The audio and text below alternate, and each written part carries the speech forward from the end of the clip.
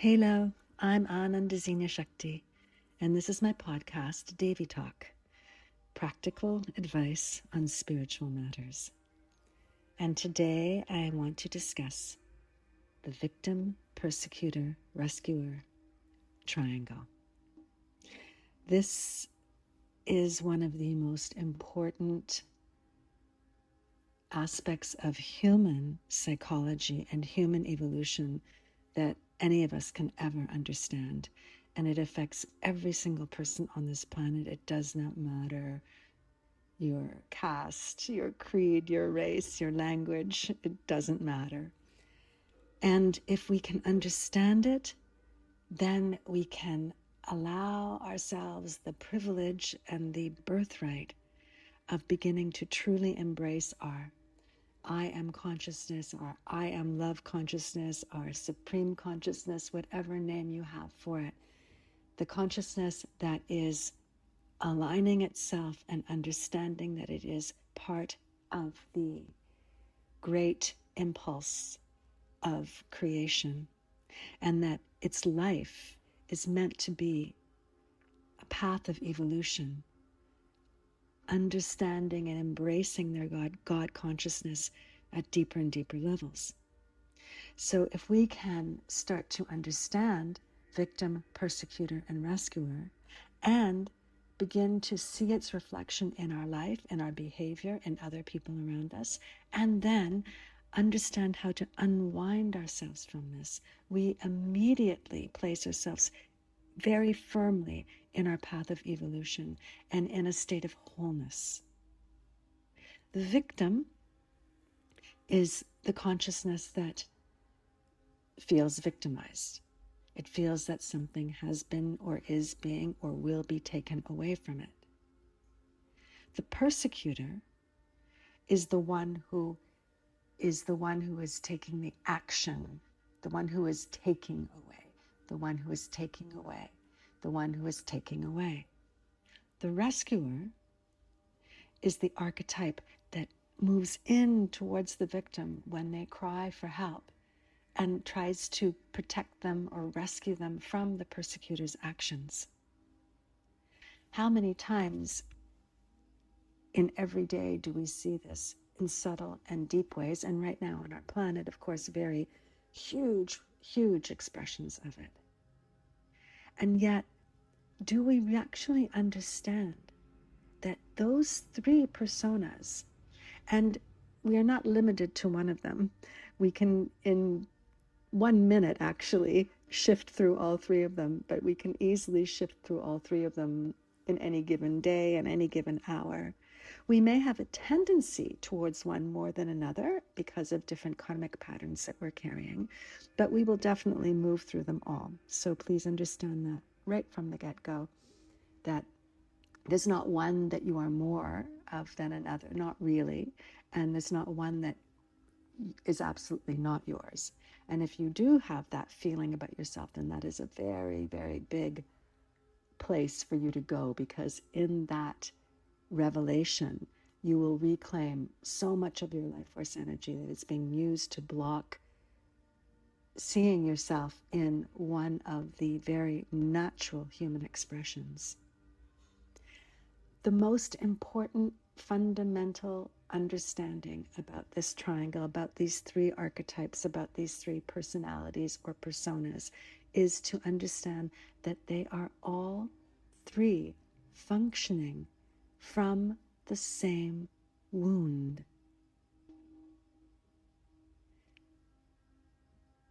The victim's wound is often quite obvious, although the real wound underneath the expressed wound is often harder for them to see, but they are expressing a wound. So we could look at the person who is in that moment identified with the victim archetype, and we can say, yes, we see they're in pain, they are wounded, they've been hurt, they feel hurt, all these different ideas we can have about them. The rescuer often seems like they have it together because they're coming in to help. So they may have more answers, more strength. They may appear to be more centered. They can look oh, this person, wow, they have it together and they're able to step into this difficult situation and they're able to help. That's really wonderful. So we see them as somebody who is strong. The persecutor is the one who, comes across like the bully, comes across like the wrongdoer, is doing things that can be hurtful, extremely hurtful. And we do not see. We think, oh, they're really fierce and they may not be clear. We may not look at them as a person who has clarity in their psychology, but they have ownership of their idea and they're going to enforce it. So we see them as something to fear. We see them as something really fierce and really mean. And maybe we see that as strong. There's a fierceness in them. Maybe we see it as strong. What we don't see in them is this incredibly weakened state underneath that is in an extreme state of fear, an extreme state of compensation, to the point where they are willing and able to act out, sometimes in violent ways, towards another living human being, because their own fear is so immense, is so great. The only thing that they can do with this fear is to act in rage towards another. The persecutor is feeling victimized, not on a conscious level by whatever their inner hidden psychology is, but they feel victimized by the person that they are about to attack in some way. Something about that person, something that they are doing, something in their vibration, something about them feels to them like it is victimizing them, and their response to that victimization is to get very big, very loud, sometimes very violent. The victim feels victimized, obviously, from the most obvious situation, and then whoever the persecutor, whatever type of persecution they are experiencing. But then what happens to them on this other level is that they start to feel victimized by life. They feel they are a victim to life, and this is where they become extremely disempowered. Please understand that I am not at all suggesting that people that find themselves in this triangle and are causing pain and hurt for each other or experiencing this should not have compassion, love, therapy, whatever they need to help them get through the initial surface wounds that are taking place. I'm talking about what is underneath, what ultimately needs to be understood and processed about our participation in this triangle for true healing to take place and true liberation to take place. So yes, if the victim has been deeply victimized, is in some terrible wound, they must receive love and care and assistance in healing that. What they also need, and what all three will need, and we'll speak more about that later, is help to undo the victim consciousness that they have now towards the world, and that they probably had before. Everybody actually has it. And this is what takes us and draws us into these scenarios. The rescuer also feels like a victim underneath. They feel victimized. They feel the pain of the victim. They feel that there is something underneath in them that is unresolved around a story of being victimized. And so what are they actually rescuing? They're actually rescuing their own pain that they see in another person, but yet that they are not able to bring to consciousness within themselves. So they see it in another person and they're not able to bring it to consciousness within themselves. We see this, interestingly, the thing that comes to my mind right now as an example of a rescuer pattern is when people take in, massive amounts of animals. You hear of like the lady who's got like 85 cats, stray cats in her house, which, and the house is just a wreck and smells like cat pee and, it's just a mess. Everything's a mess. But not that there's anything wrong with being altruistic. Hear me right here. But when there's a difference between when it comes from an unhealthy psychology and when it comes from a resolved psychology.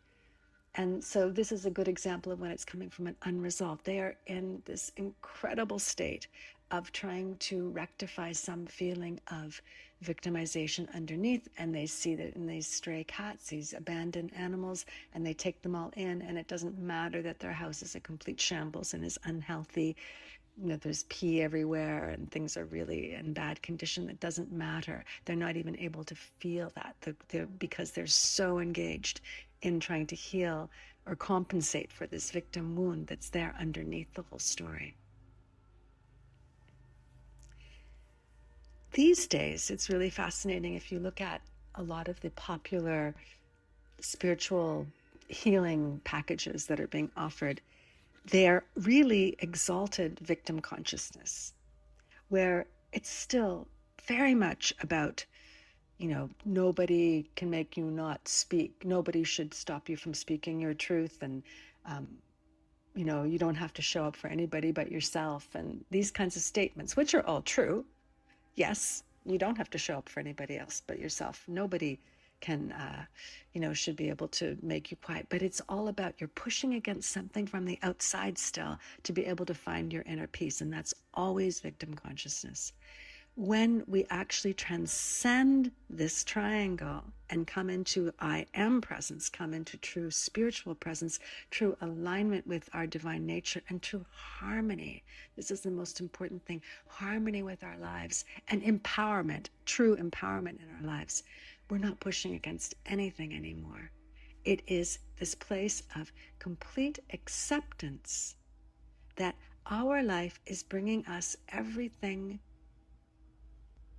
to facilitate our growth. We are not the cause of another person's persecution towards us or towards anybody.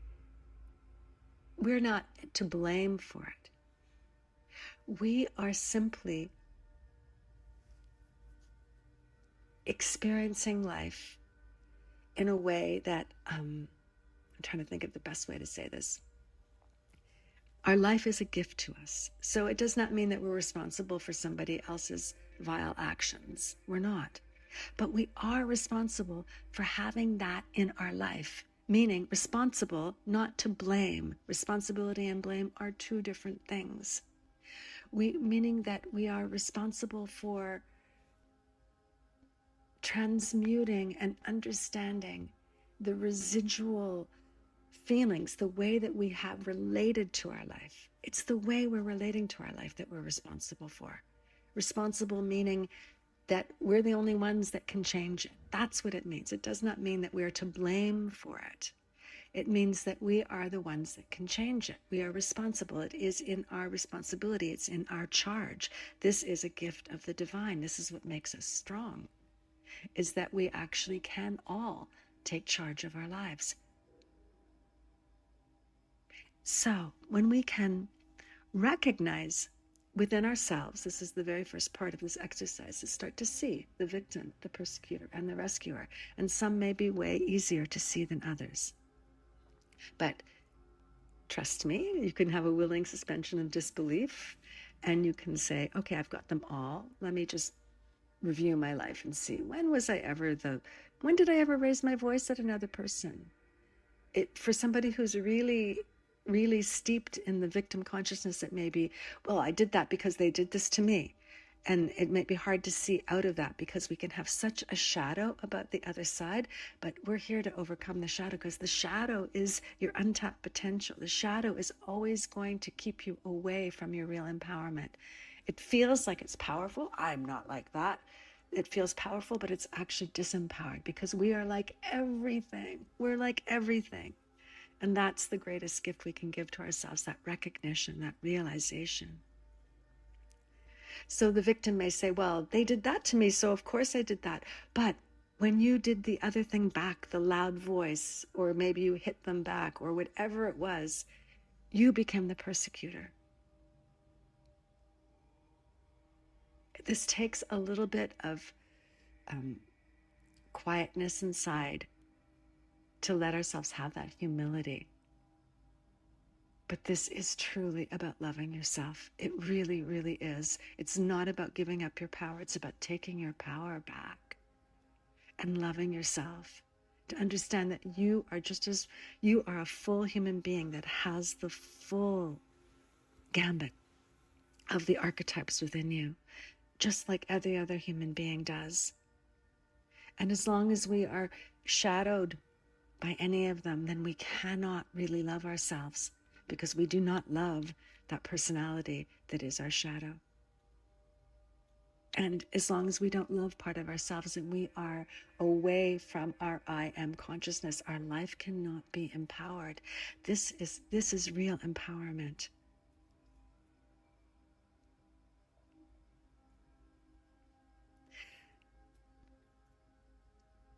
So, as the victim persecutor triangle acts itself out in our lives, we can see, so it can be very subtle. I'll share something from my morning this morning. Past couple of weeks, I've had very difficult nights every single night.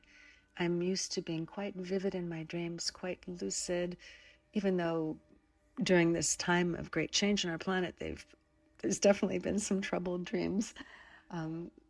But they've been very clear, and I wake up like, okay, I've got this dream, and boom, boom, boom, doing it.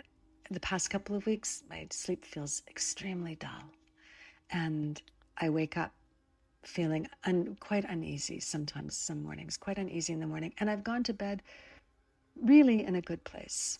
Most nights, really like, boom, in my practices, and just feeling the love and feeling the connection, feeling the higher realms, and thinking, oh, okay, I'll wake up tomorrow morning and I'll feel I've had some great dream and things will have felt like they're really integrating themselves. But no, it's not happening. I'm waking up with different degrees of feeling like, wow, what's happening? And this morning I woke up and I did something and I started to feel really good. And I thought, oh, now I feel really good. And in that moment, it was very subtle. It was very subtle. I wasn't ranting and raving. I didn't even wake up feeling really disturbed, because I'm getting kind of used to this feeling of waking up and, oh, okay, it's not what I was hoping for, not what I was expecting. I did remember my dream from last night, and it was full of a lot of weird stuff that didn't seem to be all that helpful to me. And then I heard myself say, oh, now I feel better.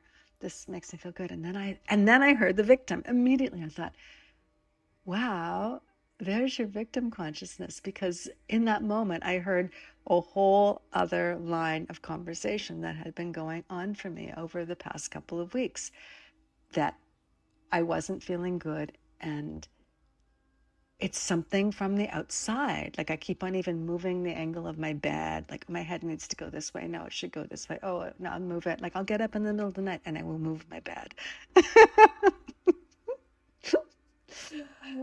Oh, la la, human beings. It's hard to be human, yes? But it's fun when we get how funny it actually is.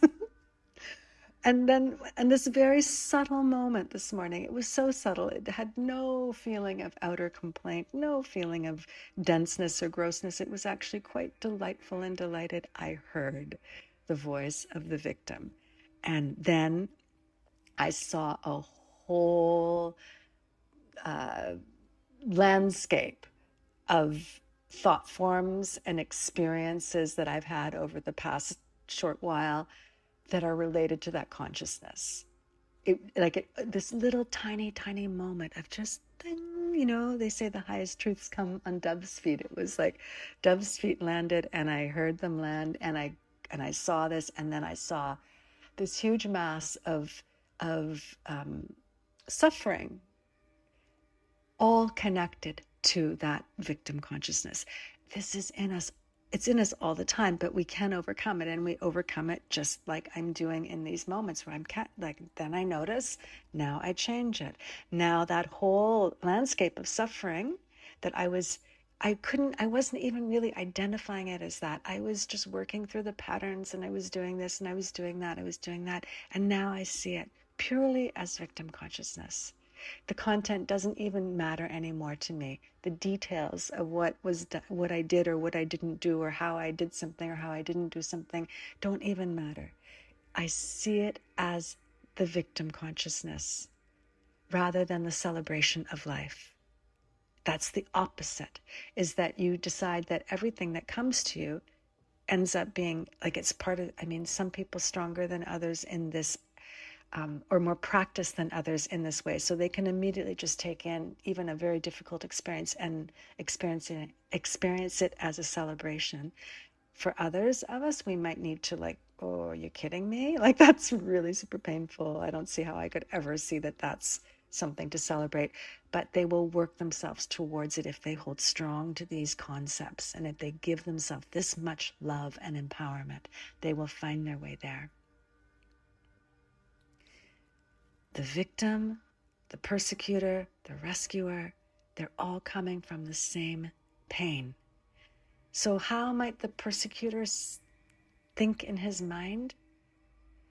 He is thinking that somebody or something is doing something that is really causing them some kind of problem, some kind of discomfort. It is taking something away from them. And they need to be fierce in the face of that. That's how the persecutor thinks. How does the rescuer think? Something is happening. Somebody's in terrible pain. I need to help them. I have to help them. I have to help them. They are rescuing their own pain. And another thing a rescuer may do is that they will protect people at a cost for them. So they may put themselves into a situation where where their life is in danger. And there's nothing wrong. Again, please hear me the right way. There's nothing wrong with showing up for each other as human beings. We must do this. But sometimes if our psyche is very unconscious, it cannot think of alternative ways to make that rescuing situation safer. So they may put themselves in danger. They may live in a house that's toxic, full of cat pee and cat poo and disease as a rescuer.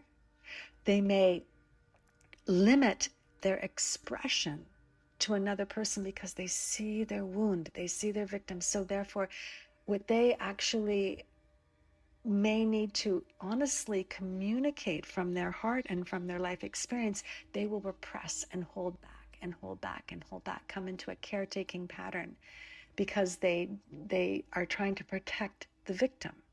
And they're actually trying to protect the victim in themselves. So that which their victim would really rather not have said to them, they will not say to another person. So they go into a state of suppression and repression, and it becomes a very unhealthy cycle for them.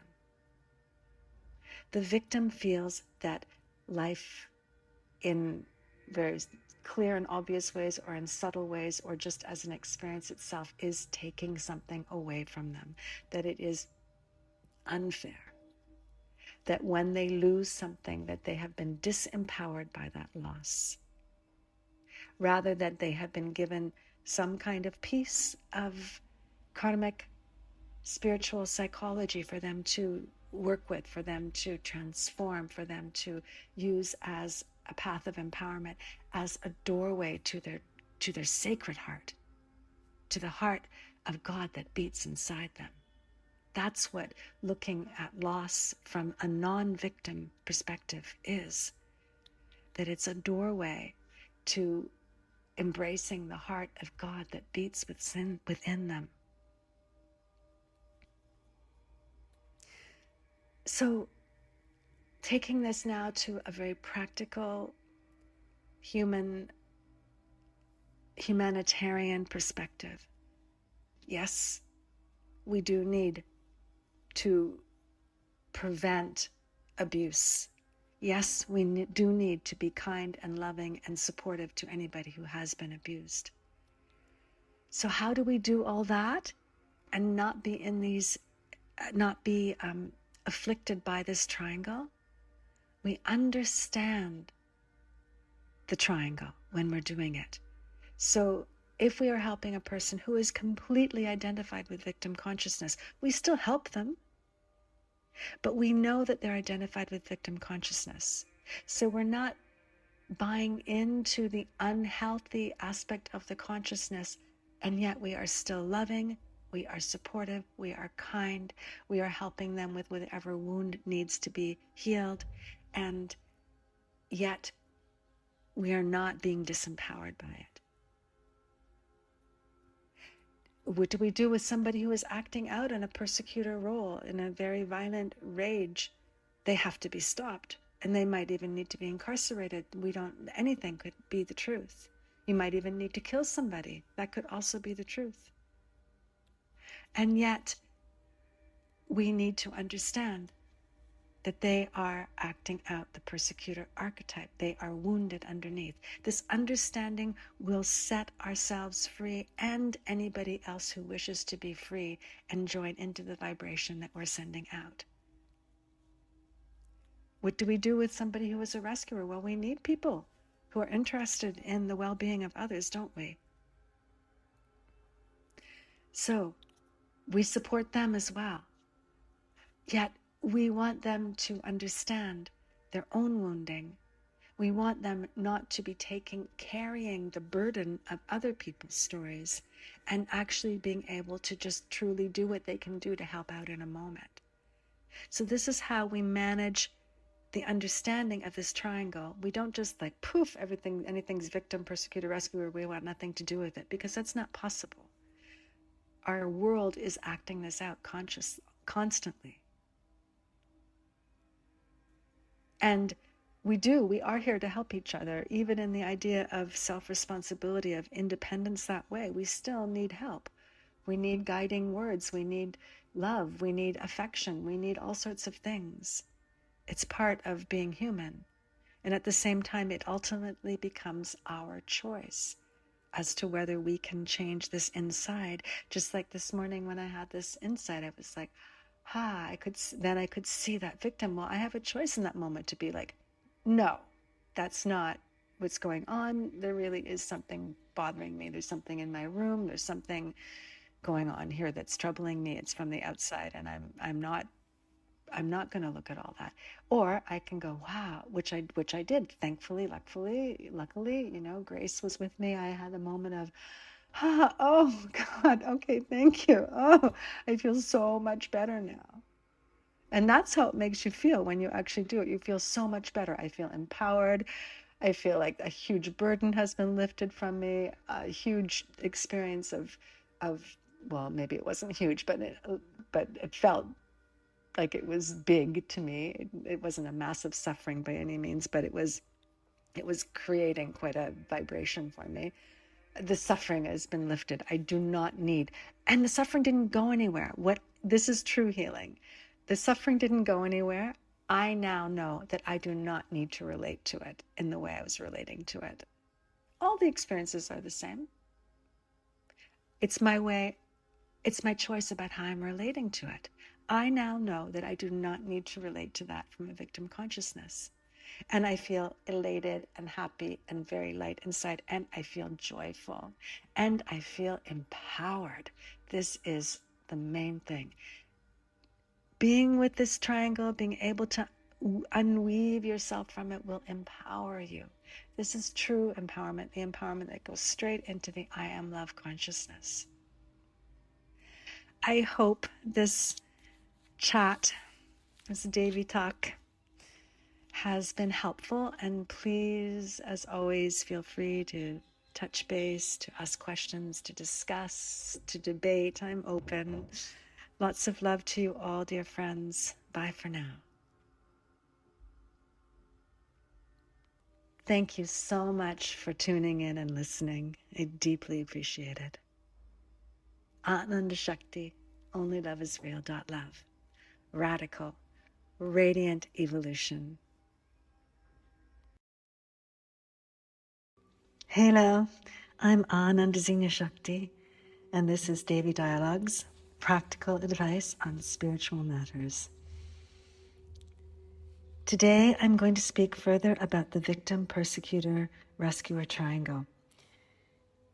And I'm going to take it to the next level of where it becomes more socially acceptable and then even harder to recognize. So just a little tiny bit of a review. And if you want more details on this, please look for the original podcast on that subject. The victim, persecutor, and rescuer are all personas that our fear and our pain and our unresolved traumas take on. We have different tendencies, just according to the karmic storehouse that we happen to be digesting in this particular lifetime, and according to all of the influences in our lives. So how we've been influenced through education, through society, through family, which of course is a reflection of the innate karmic patterns that we have. And I will do a whole other podcast about the concept of karmic patterns, how they form, what they create, how they are our reality, and what we are here to do about them. But for now, let's really talk about the way that the wound, the human wound, activates and reacts consciously and unconsciously in our collective psyche and in our world. And in this particular version of the world that we're living in right now, it has never been more clear. Well, obvious. Well, activated is even a better word, because of course it's not really clear, it's not really obvious, otherwise it would stop. But activated, it certainly is. So the victim, the persecutor, and the rescuer are an expression of unresolved pain. And what is pain? It can be different from one person to the other, but fundamentally it is something happening to us that we don't want to happen to us. And we can say, yes, there are even absolutely valid pains that, a baby needs shelter, a baby needs food, a baby needs nurturing, things like that. So I'm not talking about necessarily just personality preferences. Oh, I didn't want to lose that cat. I'm talking about fundamental things that we need for the sense of our wholeness, of our well-being, and also personal preferences. So both things. But something happens to us that we don't want to happen to us.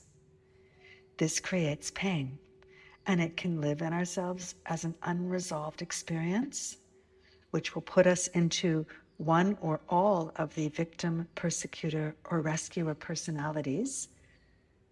And I say here personalities because I would really like to start to communicate the transient nature of the personalities that we embody at different times in our life and in our lifetimes. That they are not what we really are. Our personality is a reflection of our response to our life experiences, but not of the depth of our being. And the more we can create this awareness, this witnessing, this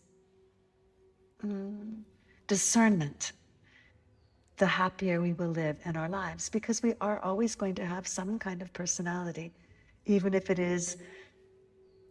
we are fortunate enough to embody a divine personality. So we need discernment between the personality and the essence of reality. And it will really accelerate your path of healing, your path of joy in life, your path of fulfillment in life, to be able to start to hone this difference and start to embody and exercise and explore the difference. So victim, persecutor, rescuer. These are personalities that arise out of pain, out of something happening to us that we did not want to happen. The teaching on these that I gave in the previous podcast is that they all rise out of the same fear. And this is something that is very hard to see when we are really identified with any of those personalities. It is hard for us to see if we are identified with the victim and the fear of the pain of something happening to us again or the pain of something that has happened, it is very hard for us to see that the persecutor is acting from that same pain. That is why they are even acting in their mean way, in their harmful way.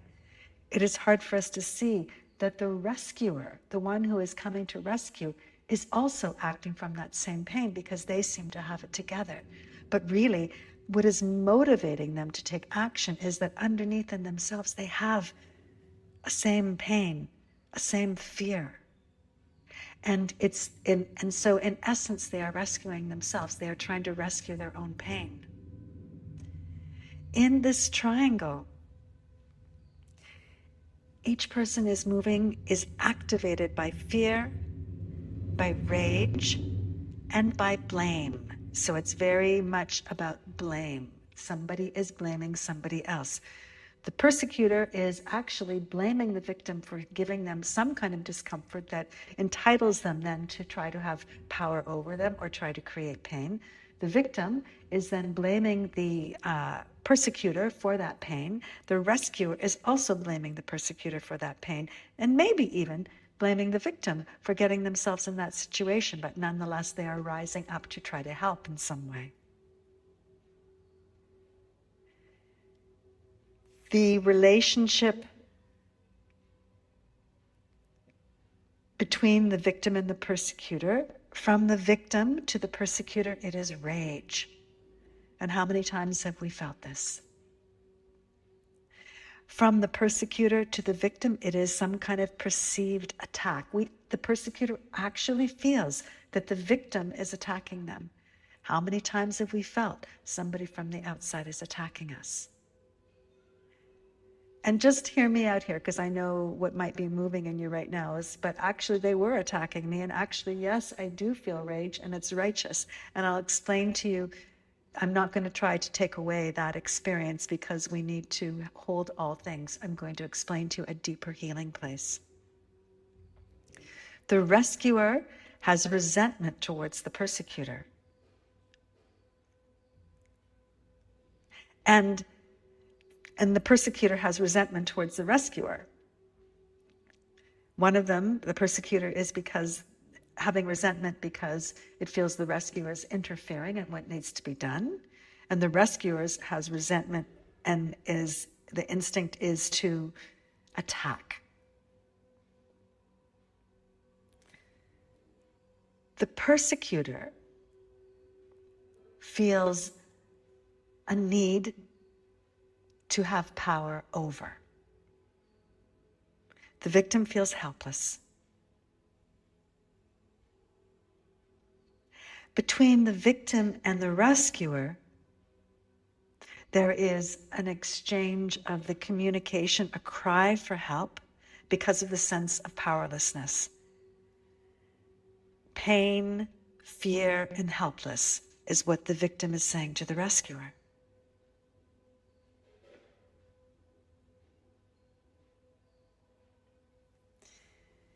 Now,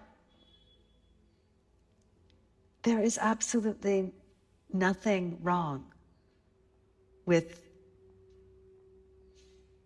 the idea that if somebody is hitting you over the head, that you might be mad at them for doing that. But where we need to go as aspiring humanity is to the place where we heal the wounding underneath. That we can respond to our life, whether it is that we need to take action to stop something, whether it is that we need to speak up against some kind of wrongdoing. But we need to take that action from a place that is not wounded-based, that is not fear-based, because the results end up being very different. If it is wounded-based, we're going to just be cycling around and around and around. We are never going to actually really feel satisfied with the results because the wound is still there. this theater, this absolute theater that we act out with each other as cosmic beings having this human life, is there to help us recognize where our wounds are, recognize where our unresolved karmic impressions live, and to heal and overcome.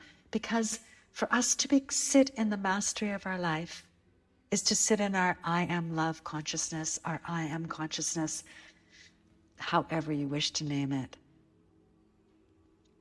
And that means that we have complete ownership of our experience of life. Some people call this responsibility. Not responsibility meaning that we're responsible for the other person who is hitting us over the head, but responsibility that we are responsible for what we do ultimately with that experience. Do we keep it in unresolved, and does it then cycle us through endless experiences of victim, persecutor, and rescuer? Because we will at some point be in one or the other personalities, just according to the circumstances, according to what is going on for us at the time. Or do we digest it? Do we even, and this goes more deeply into the idea of understanding your karmic patterning, do we start to understand how it is part of a bigger story that we are bringing into this lifetime to resolve? And do we ultimately release ourselves from the disempowerment of any of these personas, victim, persecutor, and rescuer, and live in this place of resolution, compassion, understanding, acceptance? So what we need to do with our life experience is have acceptance for them. This does not mean passivity. It's a very thin line, isn't it, for the human being to understand how to fully accept and embrace a very difficult wound,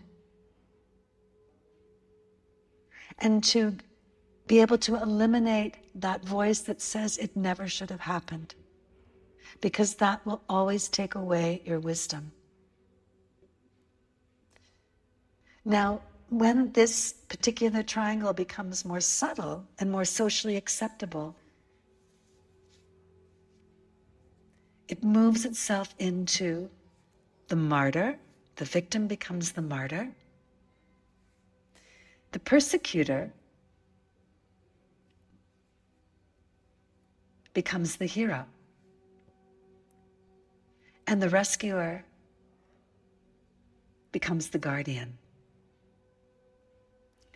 Again, they are still being activated, being motivated by an unresolved trauma. They have not resolved this initial wound that lived in the victim, persecutor, rescuer, but in their life circumstances, this is the way that it's being acted out, and it is much more socially acceptable, very hard to see through.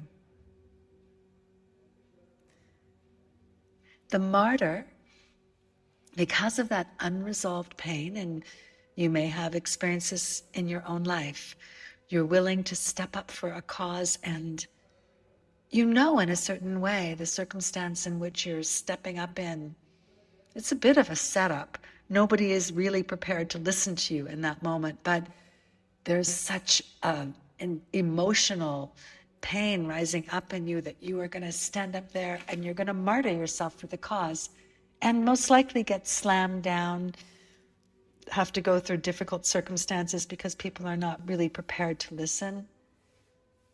This is martyrdom. When we put ourselves forward in a way that is going to be hurtful to ourselves, motivated by an unresolved pain. So I'm not talking here about cosmic martyrdom. This is another story. This is, and there are other, maybe better words to describe that, but it's gotten mostly labeled as being a martyr. But I'm not speaking about that. I'm speaking about human unresolved psychology.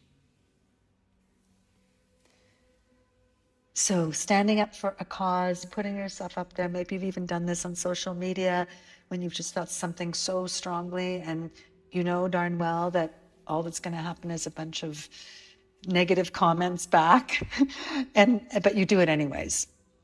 And so be it. But perhaps better to save one's energy and one's wisdom for a situation in which it can actually create something functional and helpful, rather than just create a lot of unsatisfying response and people not really listening to it.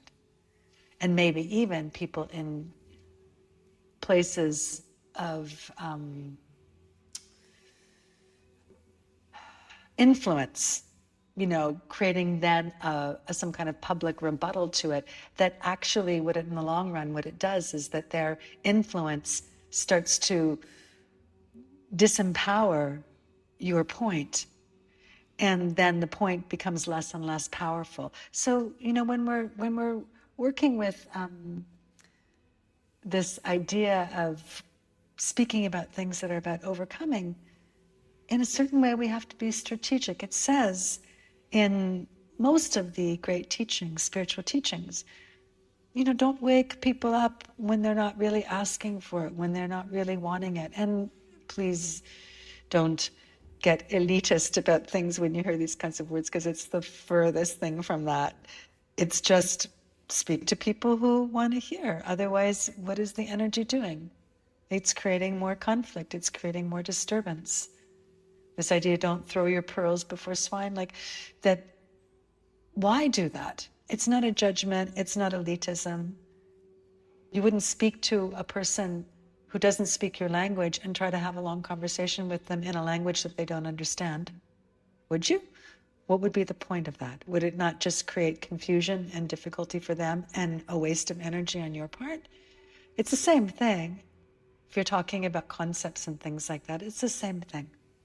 So this is the martyr, and it's very interesting if you can start to reveal the martyr within yourself. I know in my own life, I've done this so many times, and when I started to understand this, I really started to get it. I would, oh my goodness, in situations, just be the one who's going to stand up.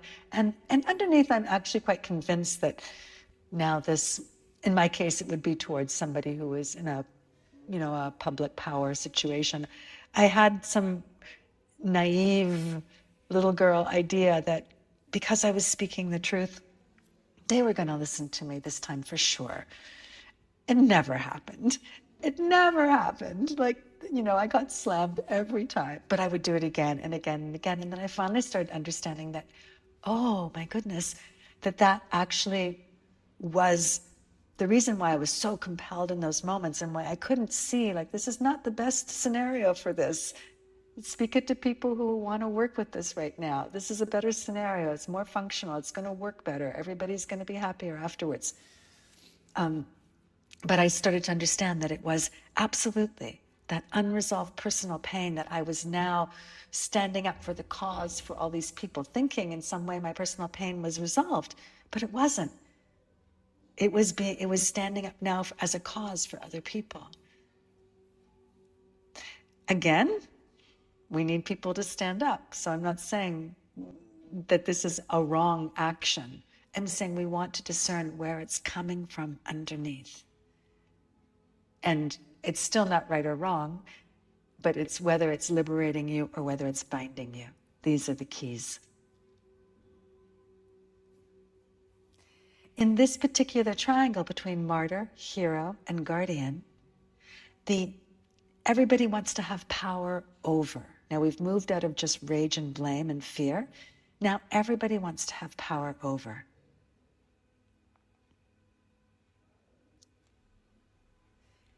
The hero may seem like a funny transition from persecutor to hero, because we think of persecutor as something quite negative. We think of hero as something quite wonderful. But here it's more the way that a person might perceive a hero. You know how definitely somebody can be a hero in one group's eyes and a persecutor in another group's eyes, right? Can't they? It's, I'm trying to think right now, I can't think of an example, but there's been so many political examples where this hero stands up on behalf of these people and is doing this action and having power over something for that reason. And the group that he's representing, absolutely, this is, God incarnate for us right now. We are just adoring this person. The people that are being persecuted completely feel this person, or the people that they're having power over feel this person as an absolute persecutor. So this is a good example of how this works, but it happens in day-to-day psychology as well.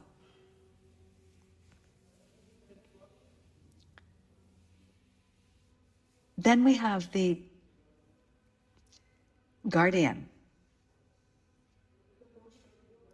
The guardian is the one who helps the martyr keep their fears. Not their fears, keep their decisions, their choices, and their vows. So the martyr will often also say, and I'll never do that again. So they're martyring for a cause, they're standing up, they're letting themselves be kind of damaged by something. And now maybe they're making maybe they're realizing they're getting damaged by something, and they make some kind of vow. Let's use a relationship issue right now. And I'll just use woman as the martyr and male as the persecutor, just because I think that people can more easily relate to that. But please, I'm not saying that's the only thing that happens, because it spins through all the sexes in different ways. But we've heard this story so many times about a woman who is in that kind of martyrdom, and she's taking some kind of abuse, and it's because, he's gonna get it better, like he's really gonna work it out, and so she's willing to be the martyr for some kind of abuse. Women are more conditioned to be that way than men are. Now, it's getting to the point where, no, this is not okay. Really, I have to accept the fact that it's not okay, and I'm never going to let him do that again. I'm not, I'm going to move out, I'm going to do this. I'm making certain choices, certain vows, certain decisions. Now the martyr, because her, in this case, pain may be unresolved, will be unresolved, excuse me. She will fluctuate. She can change her mind. She can, it's okay for now. That's okay. Now the guardian, who the rescue has become the guardian. The guardian is the one, it's not like standing up and raging and fighting in that kind of a way, but it's the like, no, you said you were never going to let him in that door again. You said this, you said that, you said this, all these things.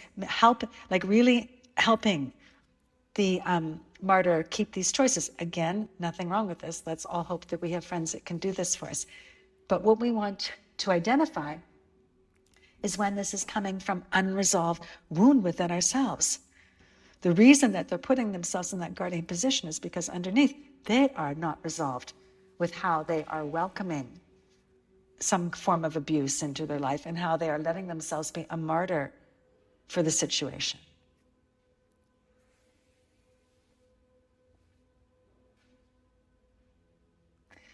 Between the martyr and the hero, on both sides, they feel self-righteous.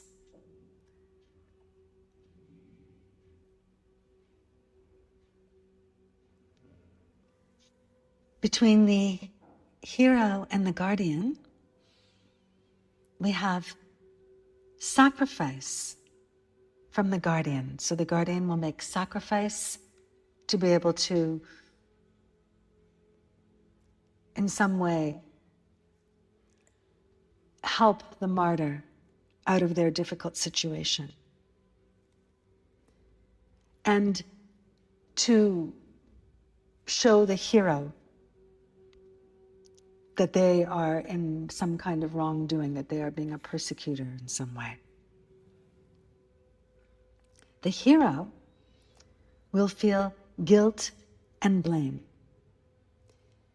It may be towards the other person, feeling that the other person has not stepped up, that they're not perfect enough, that they haven't stepped up in the situation. Instead, they're being more like a savior. Or it could be towards themselves, that somehow they may feel that they have not acted perfectly enough. But they'll feel like they're in a superior position, and they'll hold power over another person or even power over themselves. Their own inner critic will go, no, no, no, you didn't do well enough for the position that you're in. So they'll be dealing with guilt and self-blame. Remember, this complete triangle is dealing with issues of having power over situations and people. Once this is resolved, then it moves into the beautiful, emancipated I am triangle. And this is a wonderful place, so worth going through this process to get there. And I will speak about that in the next podcast. I know these are, in some ways, a little bit difficult to get a handle on because they are so accepted as part of the innate structure of our society. And we can find all sorts of defenses and things like that for the different personas. But the point here really is to understand where we have fear, where we have wounding trauma, where something happened to us that we didn't want to happen, and how it is, when it is left unresolved, what it does. And we can see through these triangles, the two of them so far, it can be really obvious, it can be very subtle. Pain is clever. It's not wise, but it's clever. And it can create what appears to be wonderful personalities. Yet there will be some sense underneath in the individual, maybe not to the outside, the way that it's seen from the outside, but to the individual themselves. Something is missing. I have a side to me. I have judgment towards another human being. As long as we have that, then we have judgment towards ourselves. We are one. So discernment, saying no, saying yes, that's a completely different thing than the concept of separation and oneness.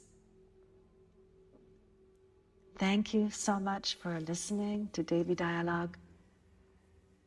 As always, I welcome comments, questions, and sharing. Please feel free to share. Much love, much blessing to you. Halo. Stay tuned. The I Am Love Self is coming right up.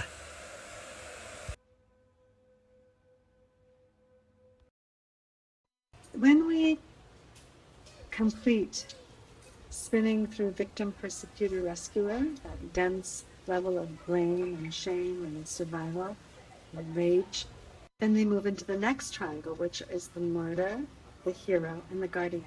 And there are 2 other podcasts on this, so feel free to hear more about that if you're just tuning into this one for the first time. After that, we come into the I Am Self, and we've completed all of those levels of looking for something external to be responsible for our difficulty. Then we begin to experience that we are the center of our universe in a very positive way, that we are the master of our experience, that our experience of life is meaningful and is empowering, and it is being reflected back to us by life itself, by the environment, that everything that we need to actually learn how to embrace and to overcome is in the reflection of our life in the external. And when we can see this as a gift rather than a curse, and then we become the I Am Self. This does not mean we have false responsibility, that we're to blame. It's not about blame for anybody. It means that we are living in the vibration, the frequency, the magnetic field, the grid of our karmic experience. And so we find the players, we find the experiences that mirror it back to us, so that we can come to terms with it so that we can overcome its binding. And so from that perspective, we have gratitude for each experience. Once we discharge the pain and the suffering and the trauma, it doesn't mean that we try to bypass that. We need to get that energy to move. But when we take it to the next place, then we actually have gratitude and understand that the teaching is in our life, and that that teaching brings us into that I am self, into the self that can align itself with creation, and the self that is in alignment with creation, because creation is allowing and giving us all of these experiences. So if we are saying, no, no, no, no, no, this should never have happened, it will never happen again, it should never have happened, all these different things, then we're saying, we're telling God that they're wrong. We're saying that we know better. That's never a good decision, but it's one that every human being makes. Every ego makes at some point, and we can hold on to it for lifetimes and lifetimes, but it keeps us away. The reason that it's not a good idea, it's not a moralistic thing. It keeps us away from the juiciness of having an alignment, from the juiciness of churning and releasing the deep, deep inner karmic tensions, and then becoming one with love, becoming I am love, becoming the I am love self. So it's worth it to look through all these different stages. It's difficult. We all have to struggle with it because we will all find places, and the more evolved we become spiritual, the places become more and more intelligent and clever in terms of their hiding ability. They hide behind scripture, they hide behind community, they hide in all sorts of places. And so bottom line is it fear or love? And if you can't tell, then it's probably fear. If your version of love excludes anybody else, it's fear. Bottom line, you can stay, these spiritual teachings are simple, but they're not easy. So, because we can have a million reasons why that fear is okay. But bottom line is, if your version of love is excluding anybody or any of their actions, then it is fear. So I love you, and I appreciate so much the opportunity to journey with you all, and I hope you all understand that we are in this together. We are all struggling with these things. They are a struggle. Sadhana is like this spiritual struggle. Like we're struggling, we're overcoming. We're like the grains of sand creating the pearl, or the snake that has to move. It has to do its thing to be able to get this old skin off, otherwise it dies. And we've died so many times by holding these old skins on ourselves, through illness, through depressed thinking, through all sorts of repetitive behaviors. I welcome dialogue, I welcome questions,